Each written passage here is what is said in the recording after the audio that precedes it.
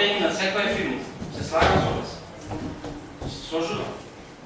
И нормално е да има некој главчук, така? Меѓутоа, колкава е вкупниот боч?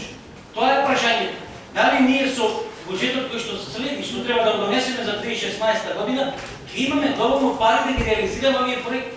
Тоа е прашањето. А не е прашањето вие да ги стигнали и како ви добро се ги исполнувате. Морете ги исполнувате. Значи, ама колко?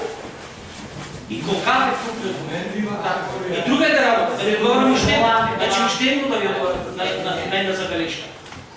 Зошто општина Битола не е задолжена, нема земено никаков кредит, а не ви го даде. Министерството за финансии не даде зелено светло, општина Битола се заложи за тој кредит од 20 милиони евра. Јас спев по тоа дело каде што разговара со позиција на Министерството за финансии и знаев кои се условите. Го дискутиравме тоа тука. Значи има нешто друго, почитуван колега.